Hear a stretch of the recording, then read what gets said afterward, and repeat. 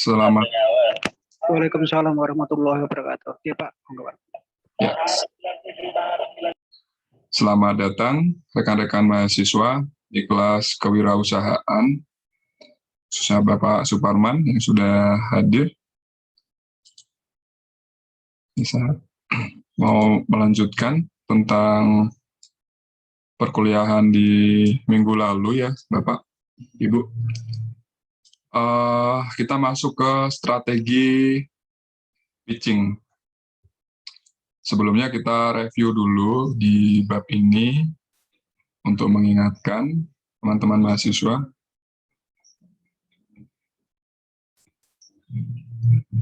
Jadi kita udah masuk ke bab 4 tentang mengelola usaha digital. Ini udah ada di rekaman perkuliahan sebelumnya. Ini saya coba review sebentar. Yang pertama adalah mengelola pemasaran digital. Di sini yang pertama yang perlu diperhatikan adalah tentang marketing. Pengertian marketing itu sendiri, kemudian kita sudah mempelajari tentang digital marketing. Yang kedua, kemudian kita melanjutkan ke tujuan digital marketing. Kemudian kita kemarin sudah membahas tentang bootstrapping, seed funding, serial funding, dan ventura. Bisa dilihat lagi, Bapak Ibu, jika belum paham tentang bootstrapping. Kita lihat dulu bootstrapping, kemudian seed funding, kemudian serial funding, kemudian ventura. Nah, di sini setelah itu kita masuk ke bab berikutnya, yaitu strategi pitching. Bagi startup, pendanaan dapat dimanfaatkan untuk berbagai hal, seperti dana untuk digital entrepreneur di abad industri 4.0 berupa e-marketing, e-commerce, dropshipper.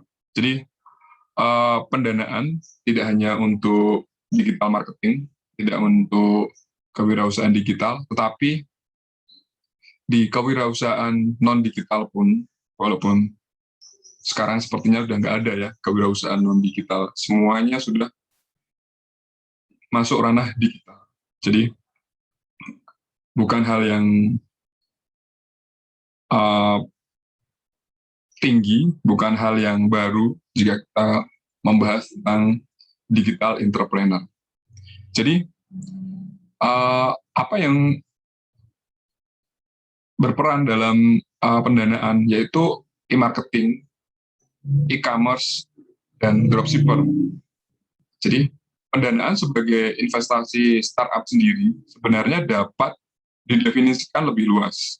Biasanya terbagi menjadi dua hal.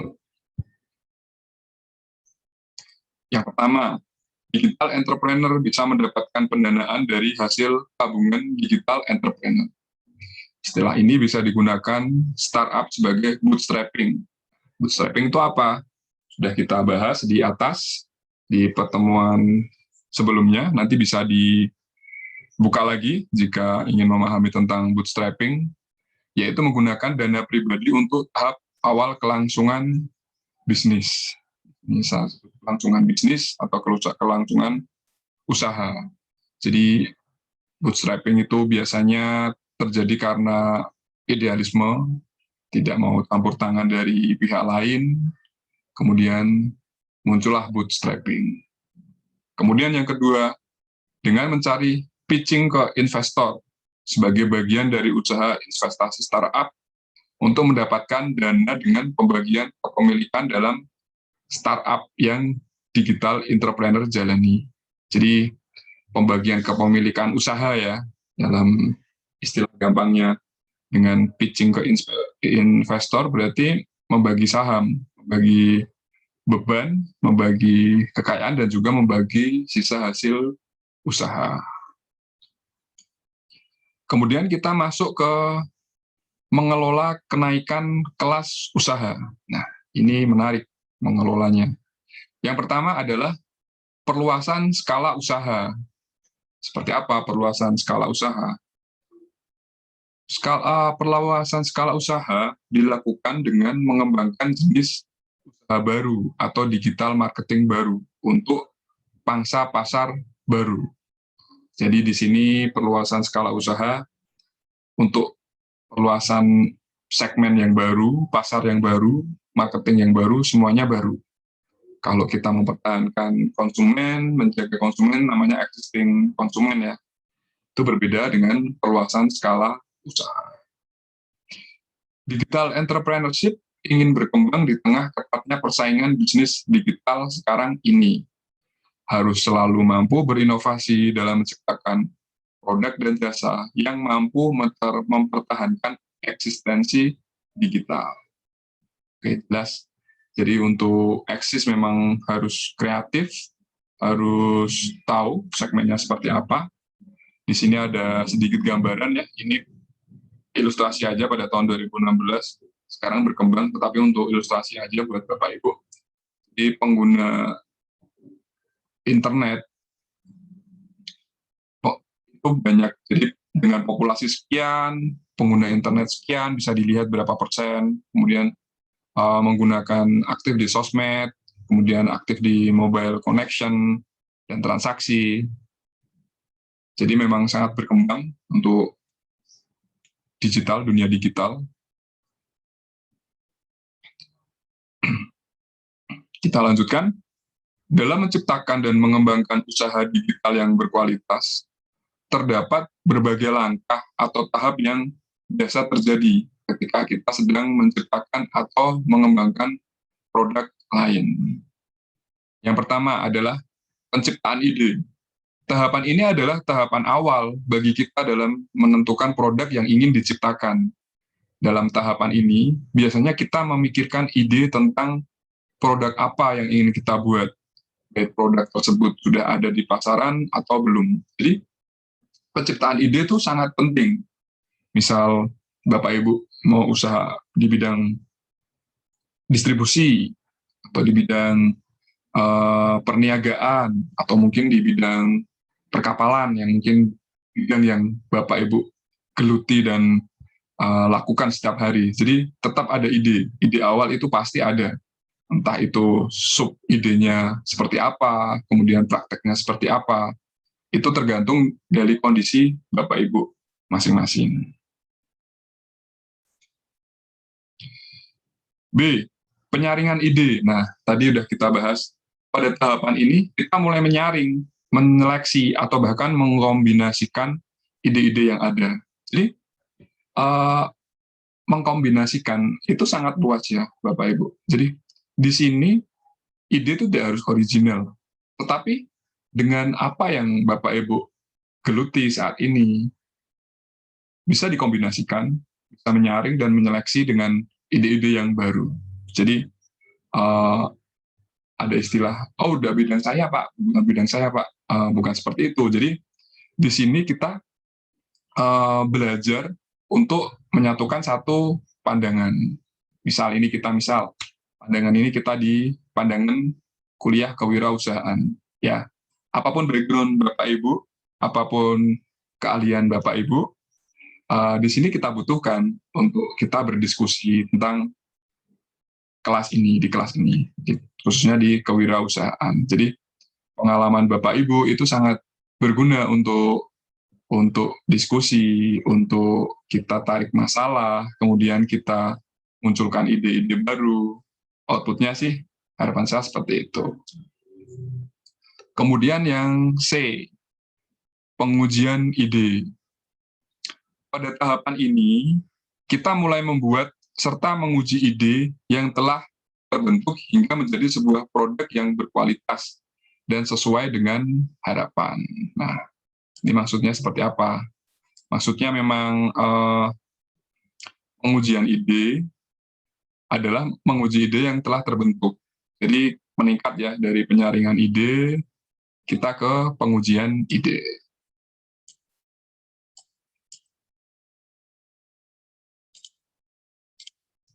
Oke, kita lanjutkan. Yang D adalah pengembangan strategi pemasaran. Nah, ini apa nih? Nyales nih Pak? Oh bukan. Jadi kuliah ini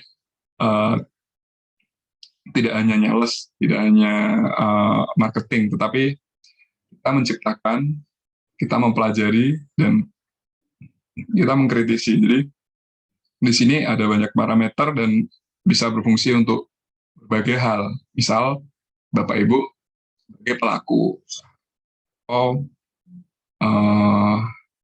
pengkritisi bahkan atau pemberi ide. Jadi di sini kita bebas mau memposisikan seperti apa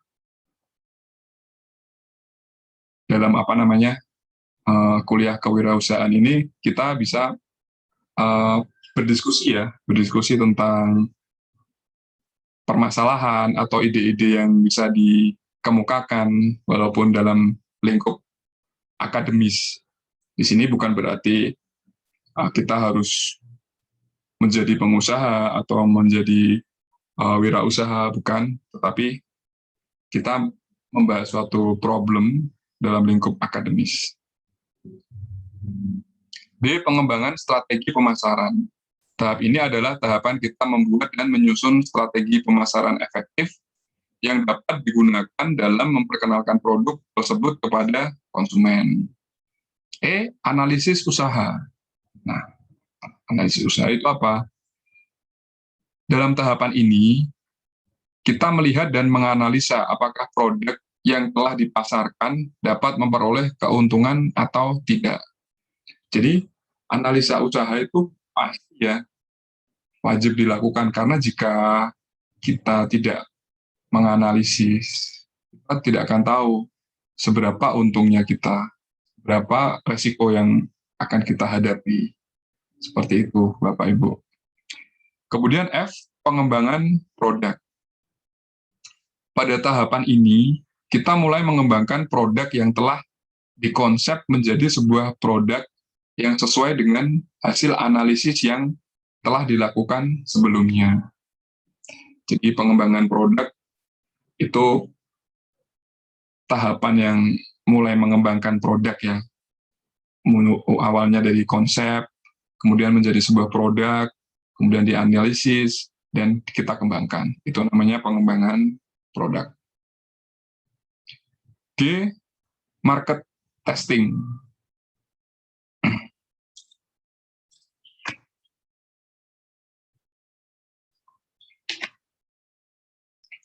Jadi, tahap ini adalah tahapan dalam mempelajari performance terhadap produk yang dipasarkan. Apakah produk tersebut sudah memenuhi target atau belum. Selain itu, tahapan ini juga bisa digunakan untuk mengetahui pendapat konsumen mengenai produk yang dipasarkan.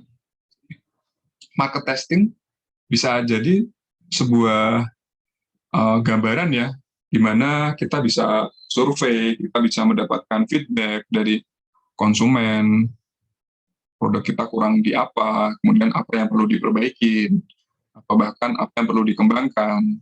Itu dari sisi market testing. Kemudian yang ke H adalah komersialisasi. Nah, menarik nih. Tahapan ini merupakan tahapan terakhir dalam penciptaan dan pengembangan produk. Tahap ini adalah tahap yang dilakukan demi menunjang penjualan yang telah diciptakan dan dikembangkan. Jadi, saat komersialisasi ini tahapan terakhir ya, saat usaha udah mulai jalan, kemudian kita mulai mengembangkan produk, tahap ini dilakukan untuk menunjang penjualan yang sudah terjadi. Seperti itu, Bapak Ibu.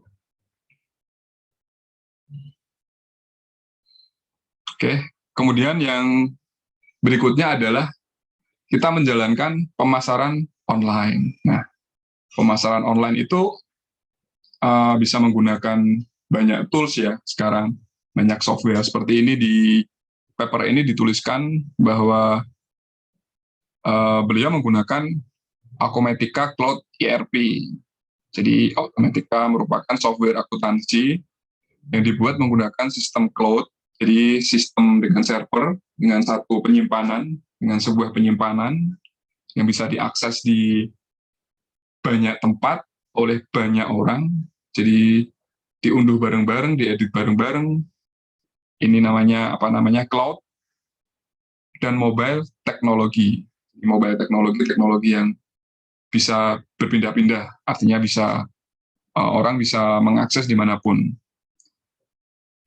Akumatika memberikan sebuah rangkaian aplikasi terintegrasi seperti finansial, distribution, CRM, dan accounting project yang didukung oleh sebuah platform. Jadi ini hanya contoh tools. Di luar sana ada banyak sekali software dari luar maupun dalam negeri, dari developer berbagai negara, berbagai lintas disiplin ilmu, sesuai dengan Bapak Ibu geluti. Jadi itu adalah tools untuk pemasaran online. Karena di samping pemasaran kan butuh database. Database butuh sistem komputasi, sistem accounting, dan lain-lain itu terintegrasi sehingga akan menimbulkan pemasaran yang presisi. Seperti itu. Kemudian yang C adalah ikuti perkembangan tren. Nah, ikuti perkembangan tren itu seperti apa? Jadi tren yang saat ini terjadi tentunya dengan bidang yang Bapak Ibu geluti, trennya apa? Misal distribusi atau logistik. Nah, itu bisa menjadi salah satu ide. Kemudian yang D, lakukan inovasi yang menarik. Nah, ini inovasi yang seperti apa? Tanpa inovasi, cepat atau lambat bisnis digital akan terus berkembang dengan pesat. Itu pasti ya. Jadi tanpa kita berinovasi, bisnis digital pasti akan berkembang. Kita suka nggak suka, ikut nggak ikut, mau nggak mau, pasti akan berkembang karena itu udah tuntutan zaman. Kemudian pastikan aja inovasi usaha digital menarik dan dapat menjawab kebutuhan konsumen yang selama ini belum pernah ditawarkan oleh bisnis lain.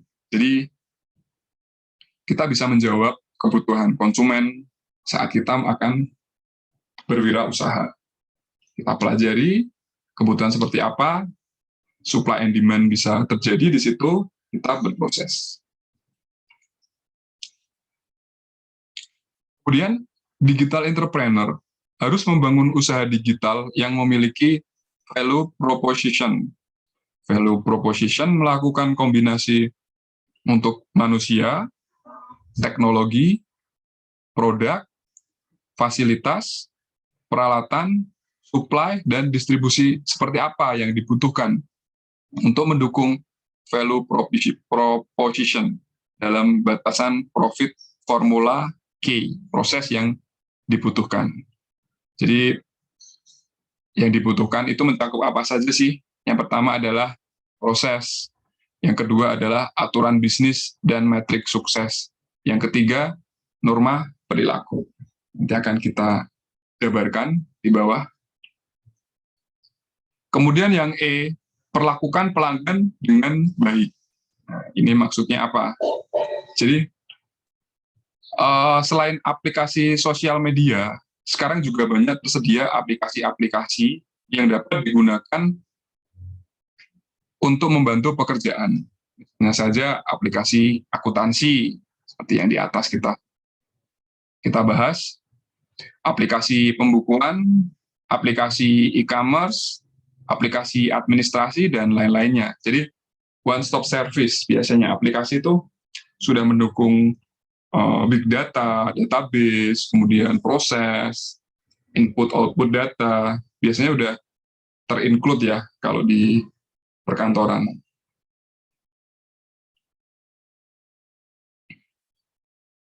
Dengan menggunakan aplikasi online, kita pasti dapat menghemat biaya, pasti. Karena semuanya sudah tercakup ya, dari sisi penyimpanan, distribusi, dan lain-lain. Kemudian untuk pembelajaran juga lebih murah, karena otomatis dengan sistem yang sama, training juga akan lebih hemat, lebih efektif, karena akan dilakukan dengan bersama-sama, tidak satu persatu. Tidak mungkin kan satu kantor mempunyai sistem A, kantor cabang yang lain pakai sistem B, akan susah. Jadi nanti datanya perlu dienkripsi nanti, enkripsi data, atau dikonversi pakai konverter data, itu nggak efektif. Tapi dengan sistem yang sama, itu akan menghemat semuanya. Gitu Bapak Ibu. Jadi akan menghemat biaya, waktu, dan juga tenaga, pasti. Oke, kemudian kita masuk ke evaluasi dan penilaian perkembangan usaha digital. Mungkin untuk evaluasi dan penilaian perkembangan usaha digital, kita lanjutkan di pertemuan berikutnya. Jadi saat ini kita membahas tentang, kita ulang dulu ya, strategi pitching. Dan ini dengan kita ingat lagi, kita berada di